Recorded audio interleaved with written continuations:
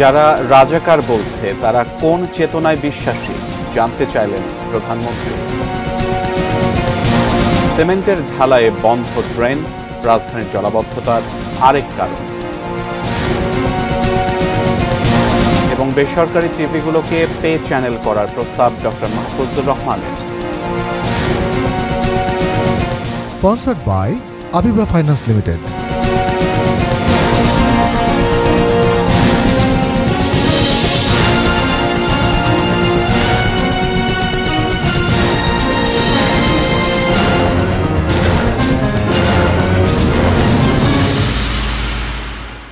এটি নিউজ দেখছেন, আমন্ত্রণ জানাচ্ছি 3টা নিউজ আওয়ারে। আপনাদের সাথে আছি আমি সিয়াম রেজওয়ান। এতক্ষণ সংবাদ শিরোনামগুলো শুনছিলেন। VSL Angle Channel HB VSL Bikrampur steel limited. বিস্তারিত। যারা নিজেদের রাজাকার বলতে লজ্জা পায় না তারা কোন চেতনায় বিশ্বাসী জানতে চাইলেন আওয়ামী লীগ সভাপতি ও প্রধানমন্ত্রী শেখ হাসিনা। তিনি বলেন, পাকিস্তানিদের অত্যাচার তারা দেখেনি বলেই নিজেদের রাজাকার দাবি করে।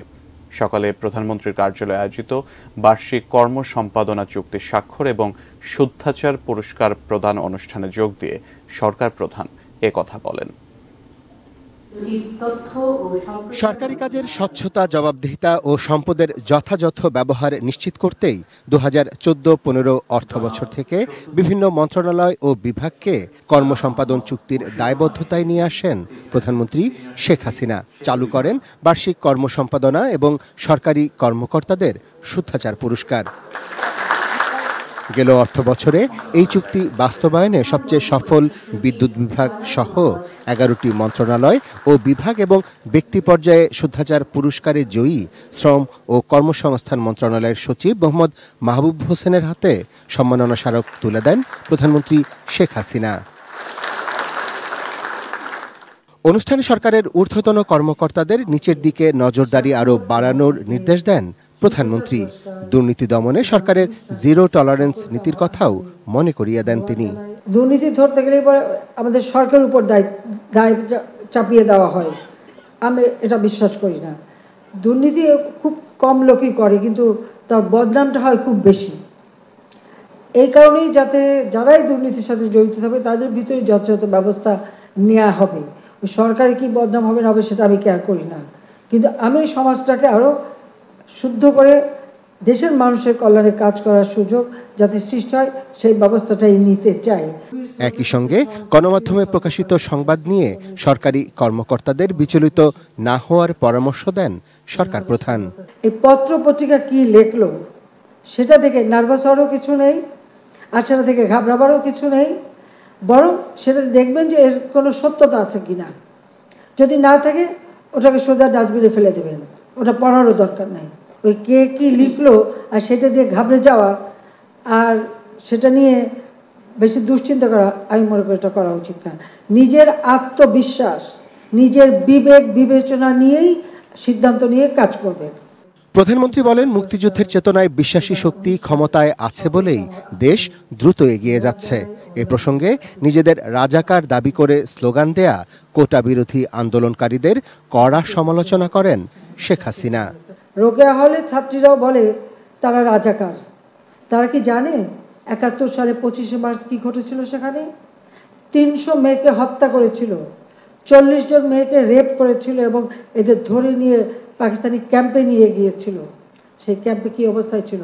অনেক মেয়ে শাড়ি বা ওড়না দিয়ে ফাঁসি দিয়েছিল বলে তাদের কাপড় পরতে দেওয়া হতো না, ওই একটা পেটিকোট পরিয়ে বসিয়ে রাখতো। দিনের পর দিন তাদের উপর পাশবিক অত্যাচার হতো। দুর্ভাগ্য যে যখন শুনি সে মেয়েরাও স্লোগান দেয়, এটা কোন দেশে আমরা আছি? এরা কি চেতনায় বিশ্বাস করে? কি শিক্ষা তারা নিল? Arafat Siddiqui, ATN News, Dhaka. পররাষ্ট্রমন্ত্রী ডক্টর হাসান মাহমুদ বলেছেন, রোববার রাতে কোটা বিরোধী মিছিলে যে ধরনের স্লোগান দেওয়া হয়েছে তা ছিল রাষ্ট্রবিরোধী। দুপুরে পররাষ্ট্র মন্ত্রণালয়ে এক সংবাদ সম্মেলনে সাংবাদিকদের প্রশ্নের জবাবে তিনি কথা বলেন। কালকের যে সমস্ত উদ্ধত্তপূর্ণ স্লোগান এবং বক্তব্য, এতে প্রমাণিত হয় এটি কোটা বিরোধী আন্দোলন নয়, এটি রাষ্ট্রবিরোধী সরকার বিরোধী আন্দোলনের রূপ দেওয়ার জন্য চেষ্টা করা হচ্ছে এবং কোমলমতি শিক্ষার্থীদের সেন্টিমেন্টকে ব্যবহার করা হচ্ছে কিছু নেতৃবৃন্দ এবং বাইরে থেকে বিএনপি জামাত সহ অন্যরা সেখানে ইন্ধন দিচ্ছে। এর আগে কোটা বাতিলের দাবিতে আন্দোলনকারীদের বিক্ষোভকে কেন্দ্র করে রোববার রাতে উত্তপ্ত হয়ে ওঠে ঢাকা বিশ্ববিদ্যালয়। তাদের প্রতিহত করতে ছাত্রলীগ সহ আওয়ামী লীগের বিভিন্ন অঙ্গ ও সহযোগী সংগঠনও অবস্থান নেয়। তবে কোনো সংঘর্ষ ছাড়াই দুপক্ষই ফিরে যায়।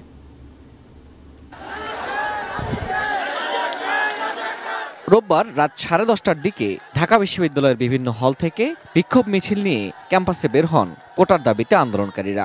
নিজেদের রাজাকার বলে স্লোগান দিয়ে বিভিন্ন হলে গিয়ে আরও আন্দোলনকারীদের বের করে আনে তারা। ক্যাম্পাস প্রদক্ষিণ শেষে রাজু ভাস্কর্যের সামনে জড়ো হন আন্দোলনকারীরা। এ সময় সরকারি চাকুরিতে কোটা নিয়ে প্রধানমন্ত্রী শেখ হাসিনার বক্তব্য প্রত্যাহারের দাবি করে স্লোগান দেয় তারা।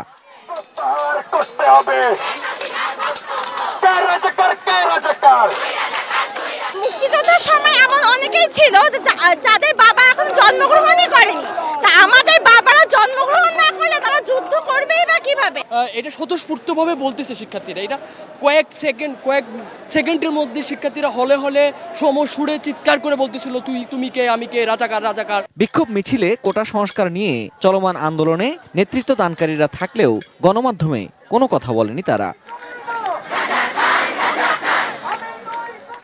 রাত 1:30টার দিকে রাজু ভাস্কর্য ত্যাগ করে কোটা বাতিলের দাবিতে আন্দোলনকারীরা। আমরা বলেছি হলে ফিরে যেতে, হলে ফিরে যাবে যতক্ষণ বিক্ষোভ মিছিল ছিল, প্রোগ্রাম শেষ, এর বাইরে কেউ থাকবে না। বাংলাদেশ প্রকৌশল বিশ্ববিদ্যালয় বুয়েট থেকেও কোটার বিপক্ষে এবং নিজেদের রাজাকার স্লোগান দিয়ে রাজু ভাস্কর্যে আসে একটি মিছিল। বিশ্ববিদ্যালয়ে এরকম পরিস্থিতির মধ্যে মধুর ক্যান্টিন, শাহবাগ, নীলক্ষেত, চাংখারপুল এলাকায় অবস্থান নেয় ছাত্রলীগ, যুবলীগ, স্বেচ্ছাসেবক লীগের নেতাকর্মীরা। কোটা বিরোধী আন্দোলনকারীদের স্লোগানের বিষয়ে আপত্তি জানিয়ে তাদের প্রতিহত করার ঘোষণা দেন তারা। স্বাধীনতা বিরোধী স্লোগান যারা দিয়েছে আমরা তাদেরকে ধিক্কার জানাচ্ছি। মুক্তিযুদ্ধের পক্ষে সংগ্রামী নেতাকর্মীরা যতক্ষণ পর্যন্ত আছে কোনো ষড়যন্ত্র কাজে দিবে না।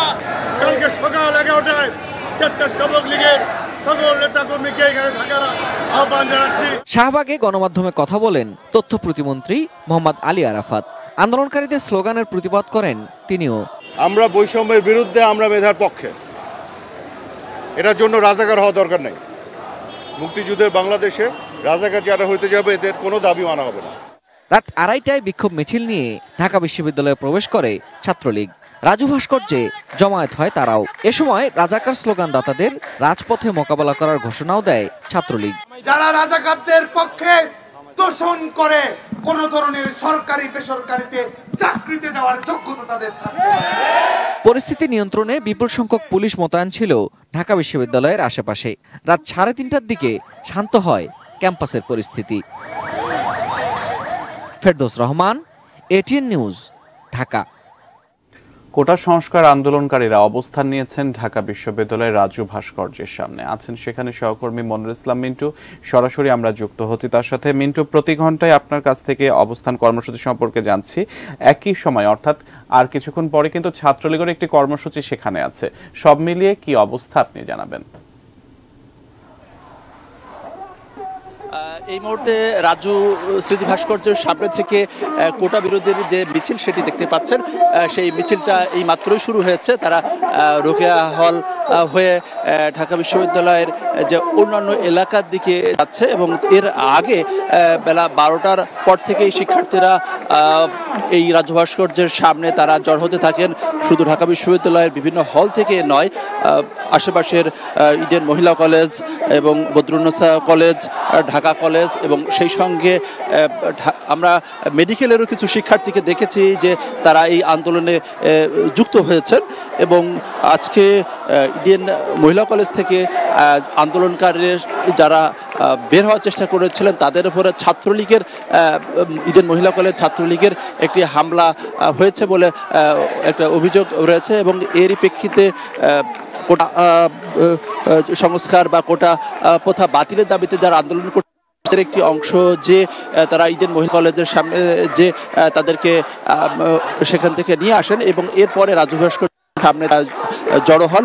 এবং কিছুক্ষণ আগে অভিযোগ করা হয়েছে যে বিভিন্ন হল থেকে ছাত্রলীগ কোটা বিরোধীদের আসতে বাধা দিচ্ছে এমন একটি অভিযোগে এই মিছিলটি শুরু হয়েছে।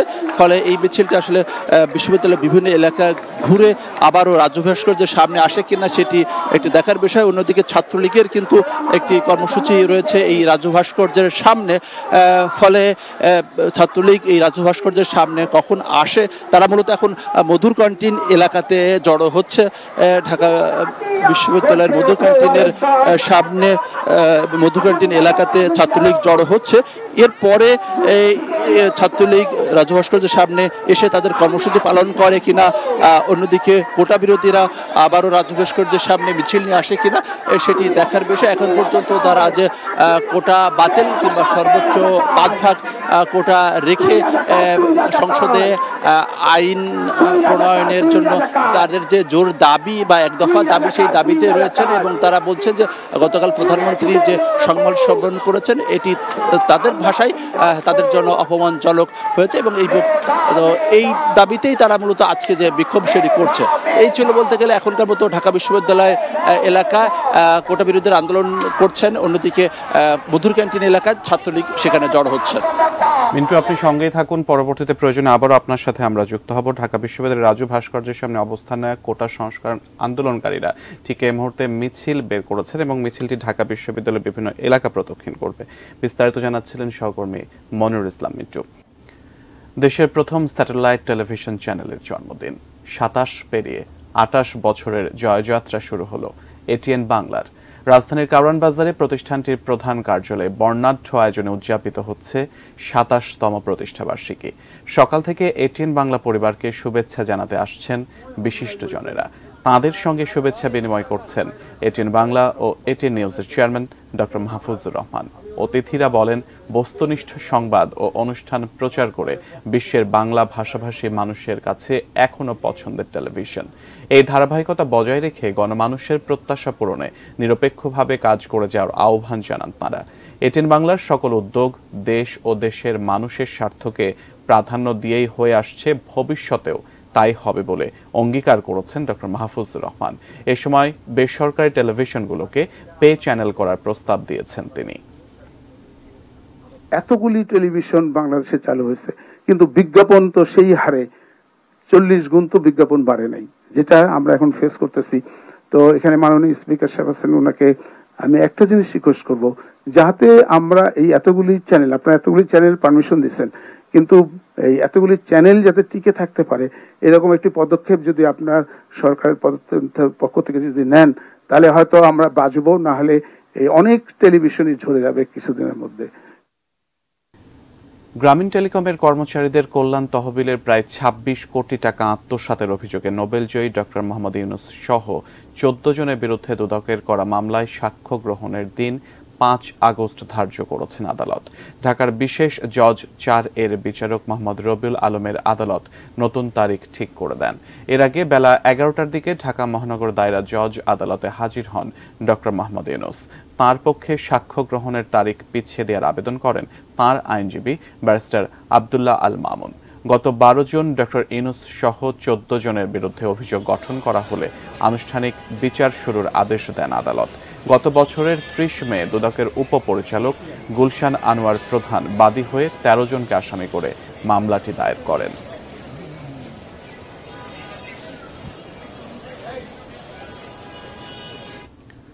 রাজধানীর মেয়র আনিসুল হক সড়ক আবারও বেদখল হতে চলেছে।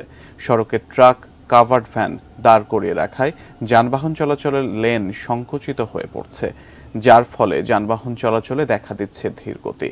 অন্যদিকে রাস্তায় ট্রাক পার্কিং করায় রিকশার জন্য তৈরি করা আলাদা লেন কোনো কাজেই আসছে না। বিস্তারিত জানাচ্ছেন সম্রাট আনোয়ার। এ যেন ইঁদুর বেড়ালের খেলা চলছে। প্রথম দফায় 2015 সালের পর দ্বিতীয় দফায় এবছরের মে মাসের শেষ নাগাদ উদ্ধার করা হয় রাজধানীর মেয়র আনিসুল হক সড়ক, কিন্তু মাত্র 1.5 মাসের মধ্যে আবারও বেদখলের পথে সড়কটি। 7 রাস্তা থেকে সড়কের বিসিক ভবন পর্যন্ত অংশ মোটামুটি খালি রাখার চেষ্টা হলেও সেখান থেকে কারওয়ান বাজার রেল ক্রসিং পর্যন্ত অংশে আগের মতোই সড়কে দাঁড় করিয়ে রাখা হচ্ছে ট্রাক, কাভার্ড ভ্যান।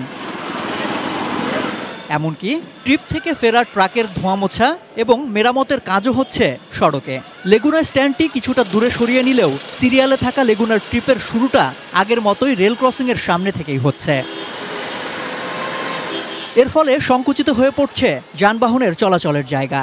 এতে গেল কয়েকদিনের নির্ঝঞ্ঝাট যাতায়াতে আবারও বাধা। ট্রেন আসার সময় এমনিতে জ্যাম, তারপরে সাইডে খাড়া গাড়িগুলোর জন্য আমাদের অতিরিক্ত ভোগান্তি পোহাতে হয়। আমি তো স্ট্যান্ডে বড় হয়েছি, স্ট্যান্ডে থাকি। মেন উদ্দেশ্যটা ট্রাকের কারণে জ্যামগুলো এখানে বাজে। মাঝে মাঝে ট্রাকে অনেক জাম লাগাইতে হয়, এই আমরা যেতে কষ্ট হয় আমাকে।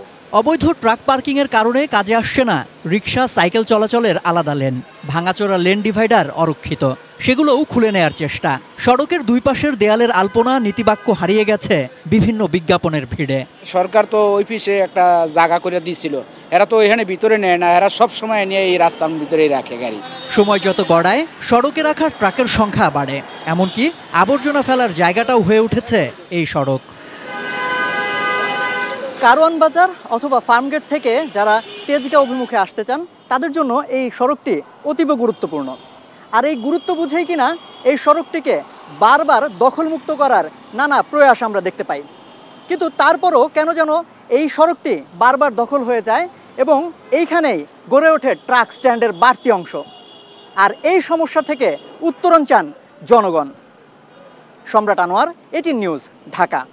কোটা সংস্কার আন্দোলনকারীরা ৩টার পরে মিছিল বের করে। আরো বিস্তারিত আমরা জানবো সহকর্মী মনিরুল ইসলাম মিন্টু ঠিক এই মুহূর্তে ঢাকা বিশ্ববিদ্যালয় এলাকায় আছেন। মিন্টু, মিছিল বের করার খবর কিছুক্ষণ আগে আপনি আমাদের জানিয়েছিলেন। বিজয় ৭১ হলে কোটা আন্দোলনকারীদের সঙ্গে ছাত্রলীগের সংঘর্ষের খবর আমরা পেয়েছি। আরো বিস্তারিত আপনার মাধ্যমে জানতে চাই।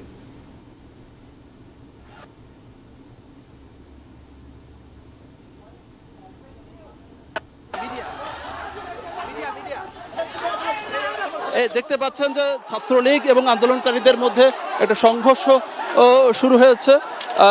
কোটা বিরোধীরা তারা আসলে এসেছিল বিজয় ৭১ হলের সামনে এবং বিজয় ৭১ হলে ছাত্রলীগের পক্ষ থেকে দুই পক্ষের মধ্যে দিয়ে হলের এপাশ ওপাশ দুপাশে আসলে ইটপাটকেল ছোড়াছুড়ি চলছিল। কিন্তু একটি পর্যায়ে ছাত্রলীগের একটি অংশ এসে তারা অতর্কিত এই আন্দোলনকারীদের উপরে হামলা চালায় এবং কয়েকজনকে আহত করে। আবারও কিন্তু ছাত্রলীগ তারা এগুলোর ভিতরে চলে গিয়েছে। বলা যায় কিছুটা অতর্কিত একটা আক্রমণ ছিল। অনেক সুন্দরই আন্দোলনকারীরা তারা বিজয় ৭১ হল, যশোবর্ধন হল এবং জিয়াউর রহমান হল, বঙ্গবন্ধু হল, দুই হলের যে সামনে অবস্থান করছিল। দুপক্ষের মধ্যে দু একটি করে ইট পাটকেল ছোড়াছড়ি চলছিল। কিন্তু একটি পর্যায়ে এসে ছাত্রলীগের একটি অংশ তারা লাঠিসোঁটা নিয়ে এসে আন্দোলনকারীদের উপরে অতর্কিত হামলা চালিয়ে তারা আবার হলের মধ্যে ফিরে গিয়েছে।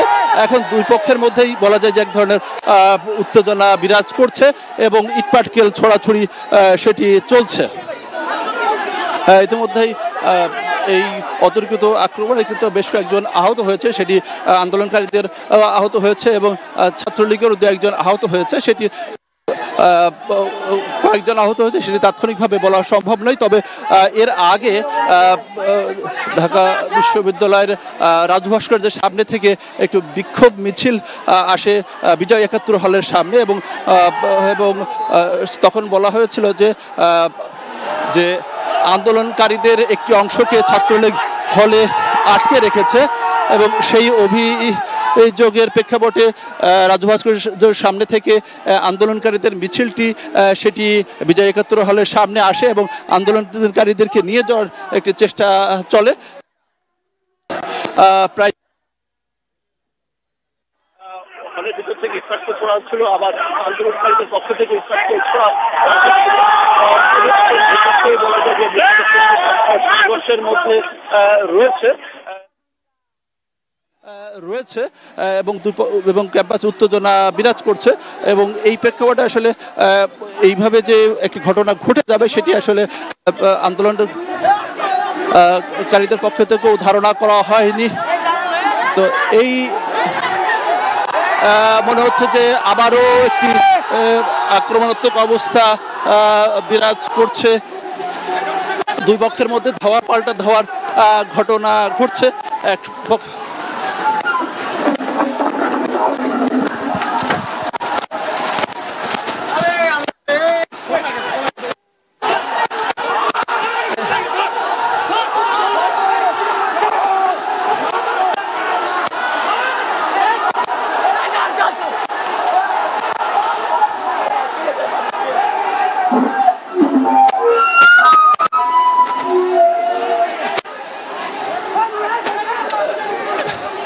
দুই পক্ষের মধ্যে কিন্তু ধাওয়া পাল্টা ধাওয়া চলছে। এক পক্ষ হল থেকে ছাত্রলীগের একটি অংশ হল থেকে তারা একবার ধাওয়া দিচ্ছে, আবার অন্যদিকে আন্দোলনকারীরা তারাও কিন্তু আরেকটি অংশ বিভক্ত হয়ে তারাও কিন্তু এক পক্ষে ধাওয়া দিচ্ছে। এখানে বিজয় ৭১ হল, বঙ্গবন্ধু হল এবং সেই সঙ্গে জসিমউদ্দিন হল, জিয়া রহমান হলের ছাত্রলীগের যারা নেতাকর্মী তারা একটি অংশে তারা লাঠি সেটা নিয়ে অংশ নিয়েছে। অন্য একটি অংশ কিন্তু আন্দোলনকারীরা তাদের হাতেও লাঠি সেটা রয়েছে। এখন আমরা লক্ষ্য করছি যে আন্দোলনকারীরা তারা এই মুহূর্তে মলচত্বরের দিকে এগিয়ে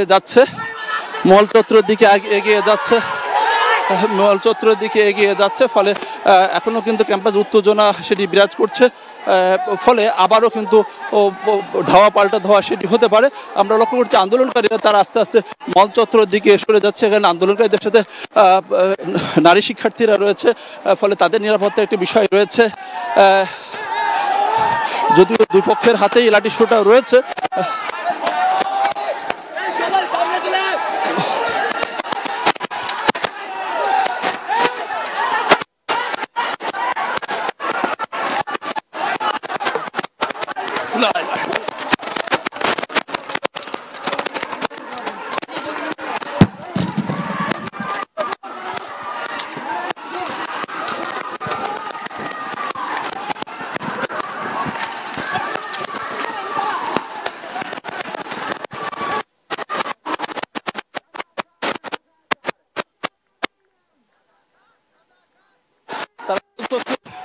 এলাকায় এসে পড়েছে।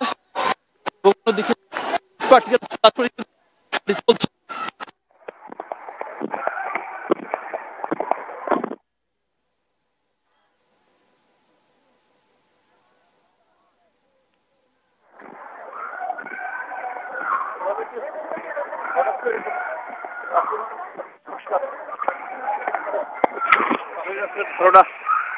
ছিল না,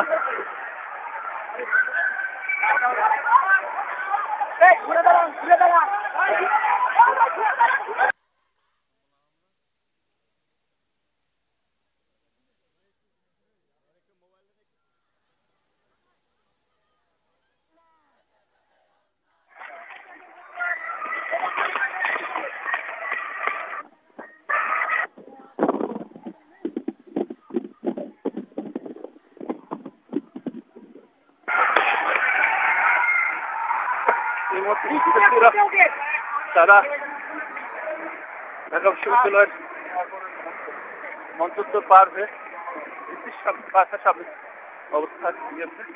অন্যদিকে ছাত্রলীগ তারা একাধিকবার মনির ইসলাম মিন্টু, আপনি সাবধানে সংবাদ সংগ্রহ করতে থাকুন।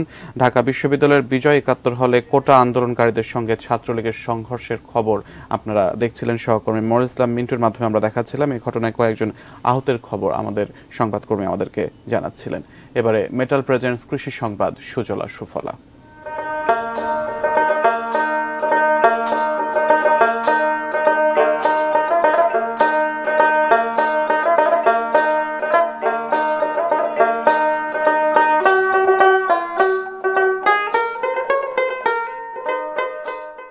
চলতি বন্যায় জামালপুরে সবচেয়ে বেশি ক্ষতি হয়েছে পাটের। জেলায় চাষ করা শতকরা ৩৩% জমির পাট বন্যার পানিতে নষ্ট হয়েছে।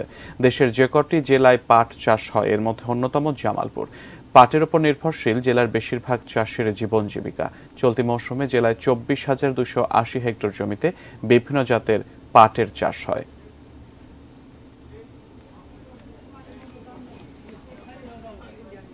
এবার দেখবেন business news presented by Pubali bank PLC.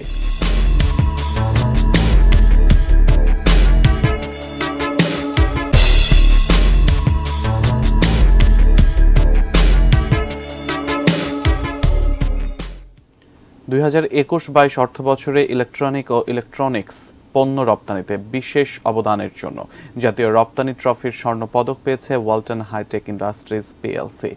রাজধানীর ওসমানী স্মৃতি মিলনায়তনে আয়োজিত অনুষ্ঠানে প্রধানমন্ত্রী শেখ হাসিনার কাছ থেকে জাতীয় রপ্তানি ট্রফির স্বর্ণ পদক গ্রহণ করেন ওয়ালটন হাইটেক ইন্ডাস্ট্রিজ পিএলসির সাবেক চেয়ারম্যান ও বর্তমান পরিচালক এস.এম. নুরুল আলম রেজভী।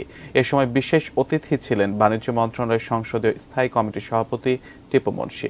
দেশে বিদেশে মুদ্রা আহরণে বিশেষ অবদানের জন্য 32টি পণ্য খাতের মোট 77টি প্রতিষ্ঠানকে জাতীয় রপ্তানি ট্রফির স্বর্ণ, রৌপ্য ও ব্রোঞ্জ পদক প্রদান করা হয়। এর মধ্যে ইলেকট্রিক ও ইলেকট্রনিক্স পণ্য রপ্তানি খাতে স্বর্ণ পদক অর্জন করেছে ওয়ালটন। ময়মনসিংহের ত্রিশালের ফ্যাক্টরিতে অনুষ্ঠিত হল মিনিস্টার হাইটেক পার্ক ইলেকট্রনিক্স লিমিটেডের বিজনেস এক্সপ্লোর সামিট 2024। অনুষ্ঠানে উপস্থিত ছিলেন মিনিস্টার মাই ওয়ান গ্রুপের চেয়ারম্যান এম.এ. রাজ্জাক খান রাজ ও ব্যবস্থাপনা পরিচালক দিলরুবা তনু। এ সময় অন্যান্যদের মধ্যে আরও উপস্থিত ছিলেন উপদেষ্টা গোলাম মোস্তফা খান, উপব্যবস্থাপনা পরিচালক মোহাম্মদ হুমায়ুন কবির, ফ্যাক্টরি প্রধান, পরিচালক, ঊর্ধ্বতন কর্মকর্তা, দেশে বিভিন্ন জেলা থেকে আসা মিনিস্টার শোরুমের বিক্রয় প্রতিনিধি এবং সেলস লিডাররা। এ সময় বিজনেস এক্সপ্লোর সামিট 2024-এর সেরা বিক্রয় কর্মীদের ক্রেস্ট দেওয়া হয়।